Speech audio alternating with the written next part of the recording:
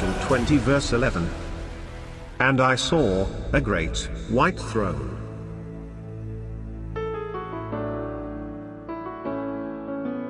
and him that sat on it, from whose face the earth and the heaven fled away, and there was found no place for them.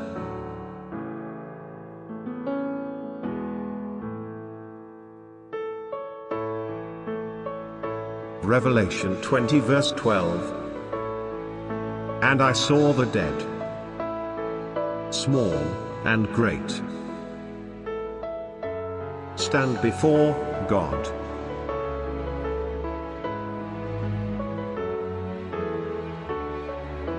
And the books were opened. And another book was opened, which is the book of life. And the dead were judged out of those things which were written in the books, according to their works. Revelation 20 verse 13. And the sea gave up the dead which were in it,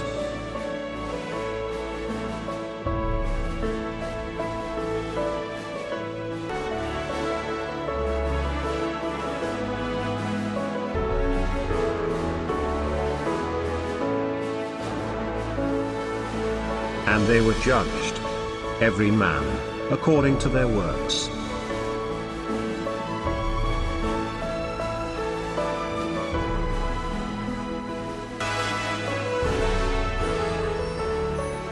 Revelation 20 verse 15. And if anyone's name was not found written in the book of life, he was thrown into the lake of fire.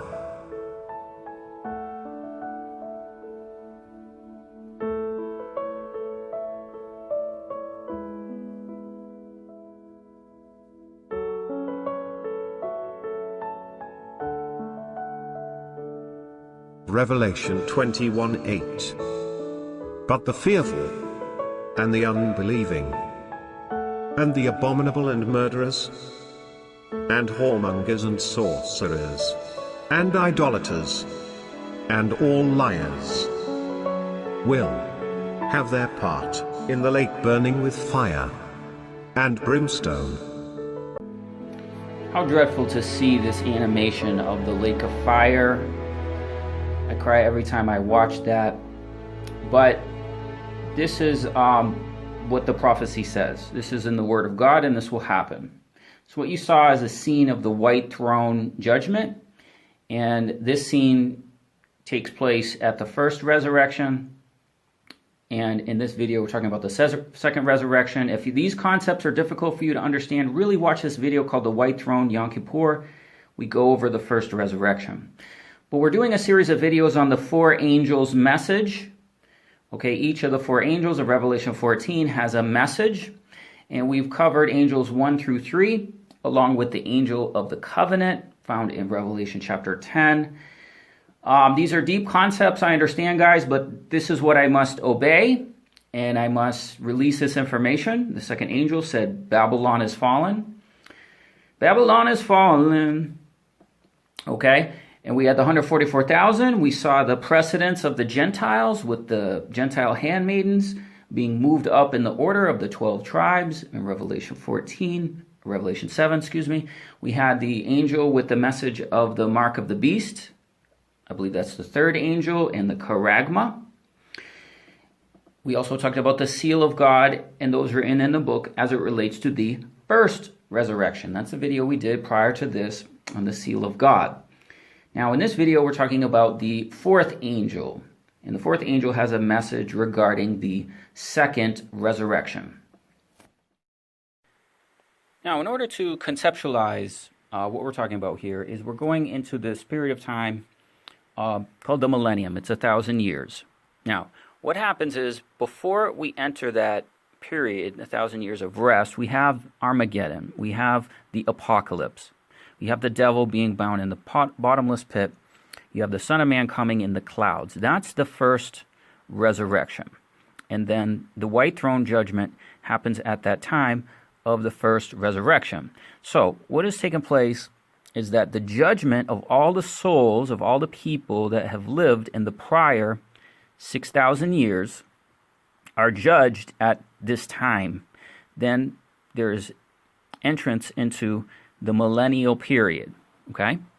So there's a millennial period, and that is 1,000 years. And then at the end of the 1,000 years, you have Gog and Magog, and the devil is loosed from the bottomless pit, and then he goes to war against the camp of the saints. Okay? So the new heavens and new earth and new Jerusalem can't be prior to this because the devil can't go into New Jerusalem. So you have Gog, Magog, Ezekiel 38, happens at the end of the millennium, and the devil is loosed from his pit.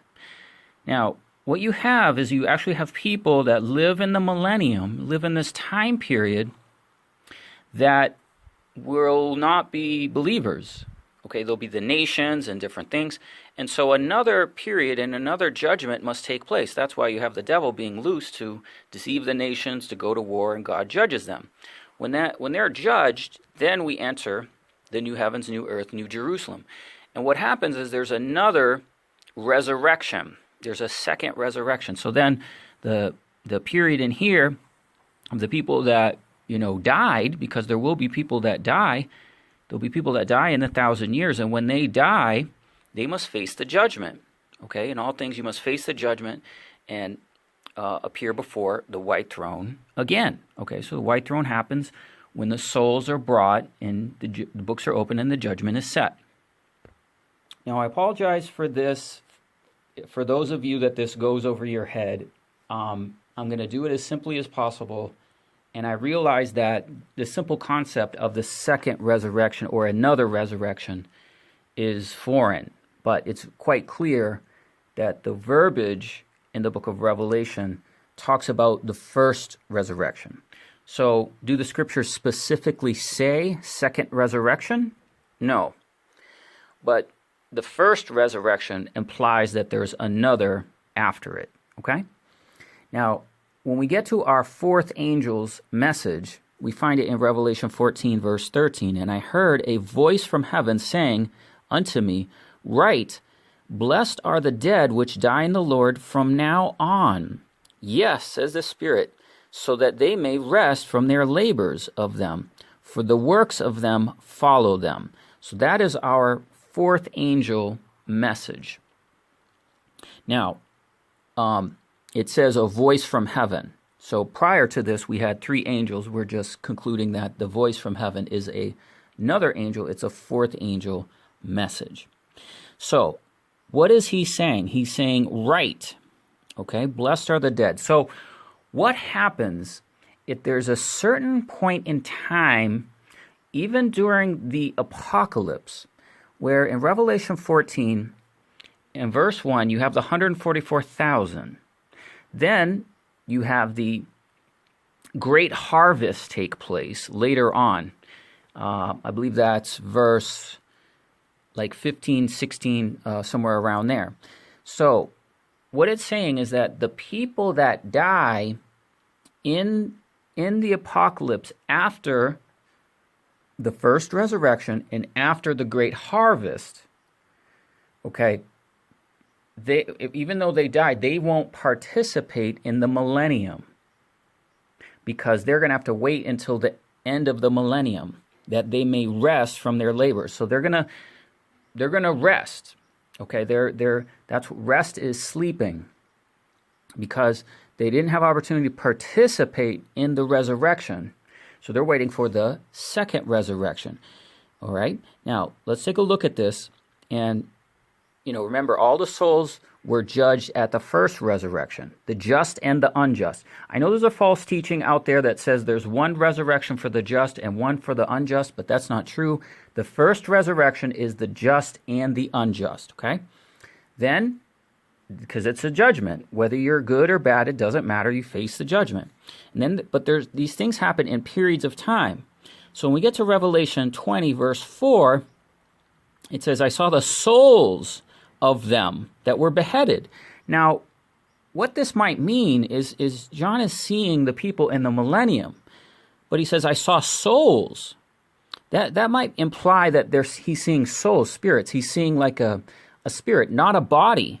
So these are people, these are souls, these are people with spirits, but they're not in the resurrection. They're not with their glorified bodies. Okay, so I saw the souls of them that were beheaded. Okay, so that could be the same thing about those which die in the Lord from henceforth. They'll have to wait for the end of the millennium. And then it says, but the rest, in verse 5 it says, but the rest, or the others of the dead, they live not again until the 1,000 years were finished. Okay? So there are going to be people at a certain period of time that if they don't participate in the resurrection, they don't participate in the great harvest, they don't participate in the wedding supper, that they have to wait until the end of the 1,000 years. Okay, and again, when the 1,000 years, you have the 1,000 years were expired, Satan is loose from his prison. Okay, and then again, you have the dead. After those 1,000 years, the dead stood before God and the books are open. Okay, so that we are considering at the end of the 1,000 years is a second resurrection at the end of the millennium. Now, the Apostle Paul seems to make reference of the fact that there is more than one resurrection in 2 Timothy chapter 4, verse 1. Now, guys, in this part here, I really encourage you to get the notes, or if even if you want, and you want to really understand this and take the time to study, you can see I have verses written here. You can just write those down. You can look them up. But basically, what we have is 2 Timothy chapter 4, verse 1. Apostle Paul is addressing Timothy, saying, I earnestly declare before God and Jesus Christ, the one being about judging the living, zontas, and the dead. Okay, so the resurrection is the living and the dead. That's okay. God is God of the living. And the living, even though they're dead, even though they sleep and their body dies, they're still living. God still calls them living. He's the God of the living, not the God of the dead. Okay? So you can see the verses where it talks about Christ being given that judgment over the living and over the dead in John and Acts and Peter. Now, in all these examples, it's talking about the resurrection. All right? But what it says at his appearing. Okay? Epiphanion. And this is like epiphany, but this appearing is when the Son of Man comes in the clouds. So we know that's the first resurrection. So what he says is, at his appearing is the resurrection and his kingdom. Okay, so he's alluding to the fact that his appearing may be the first resurrection, and the kingdom, or the millennium, at the end of the millennium, is the second resurrection. We can understand that by the wording in 1 Timothy chapter 4, verse 1, that you might have two resurrections, first resurrection, second resurrection. And he alludes to this again in verse 8, that he would be given a crown of righteousness, which the Lord, the righteous, and this is the righteous judge, okay, which you see in John chapter 5, verse 30, which he shall give me in that day, and not me also, but also them that love his appearing, epiphanion, okay, his appearing. So he's getting the crown of the righteous at the first resurrection. Okay? So, thus we can see the first resurrection here, but when it says, and his kingdom, what we have here is his kingdom resurrection is at the end of the millennium. It's our second resurrection. Now, I'm going to show you a great mystery. We know in Peter, he says, a day with the Lord is 1,000 years. A day with the Lord is 1,000 years. So when we look at the time, okay, we have from Adam until Christ is 4,000 years. That's 4,000 years. And then you have another 1,000 years, 5,000 years, 6,000 years, and at the conclusion of 6,000 years, or the sixth millennium, is the millennial kingdom. Okay? Now, remember, it's a day with the Lord. So it's 1, 2, 3, 4, 5, 6. And the seventh day is a Sabbath. It's a day of rest. So these are 7 days, but they're 7,000 years. Okay? Now, we have the mystery in Hosea chapter 6, verse 1. He will heal and bind us. Okay, so heal and bind us is a description of Christ, his first coming, bringing healing and salvation to the brokenhearted, and physical healing and signs and wonders, right? So that verse 1 is telling us about Christ's first coming. Then it's verse 2 says, then after 2 days. Okay, so after Christ, you have 4,000 years, and then after 2 days, and a day is 1,000 years, so you have 2,000 years, okay? So after 4,000 years, you have 5,000, 6,000. He will revive us. Okay, so that's the first resurrection. So from Adam, it's 6,000 years. We have the first resurrection, and it's 2 days or 2,000 years after Christ and his first coming.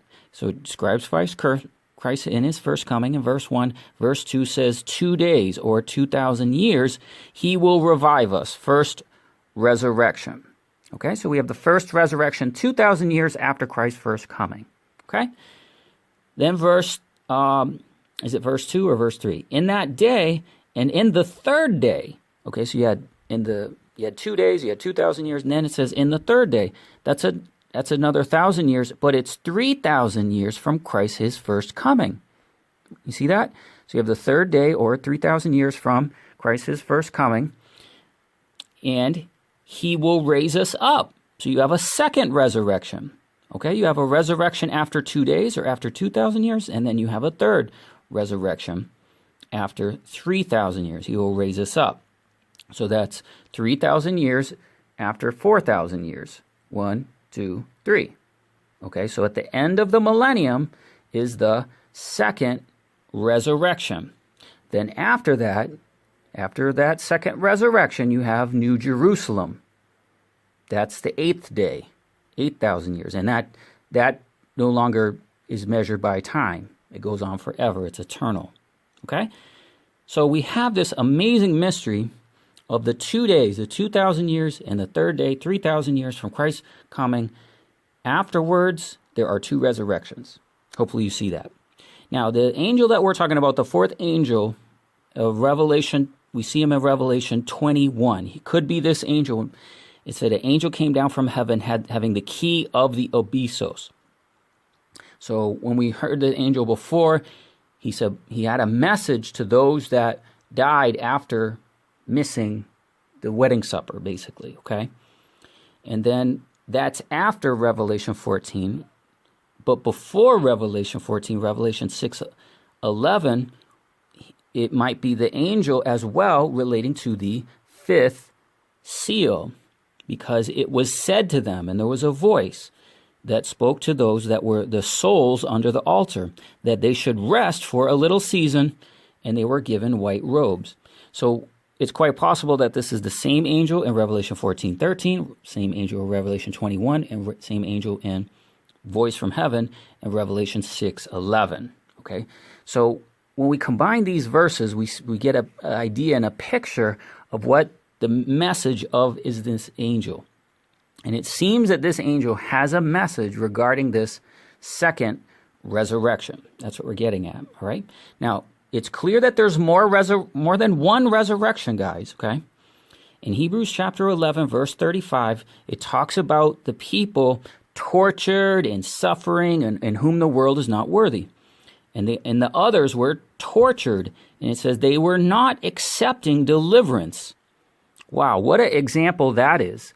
All of us crying and moaning, oh, it's so hard, or whatever. These people rejected deliverance. Why? That they might obtain a better resurrection. So the people even then identified that the fact that there was a better resurrection. The Apostle Paul says that in Hebrews 11, a better resurrection. So being that there's more than one resurrection. Okay? So that the people that are there in Revelation chapter 11, the people of faith, they would participate in the first resurrection, the first fruits resurrection, okay? That's the better resurrection, as an example. And then it says, these obtained a good report through faith, and God has something better planned for them. So guys, that's our message on the fourth angel. The fourth angel and our message on the second resurrection. Okay? There is a better resurrection. We could clearly see that in Hebrews 11:35. Okay? We could see that after 2 days, he will raise us up. That's the first resurrection. After 3 days, he will raise us up. Okay? That's the second resurrection. 3,000 years after Christ and his first coming. Okay? So guys, I will have links. This is a series of messages on the 4 angels. It's part of our 7 Thunders series, okay? Our playlist on the 7 Thunders. And I strongly encourage you again to watch the White Throne Judgment and to really understand. I wish I could do just a message on the first resurrection, because I know a lot of you don't even really know what that is. But I have to obey. This is the information I have to release to the people. So, guys, all glory to the Lamb for this information, and let us fear God, give glory to him, for the hour of his judgment is come. Worship him that made the heavens, the earth, the seas, and the fountains of waters. Amen.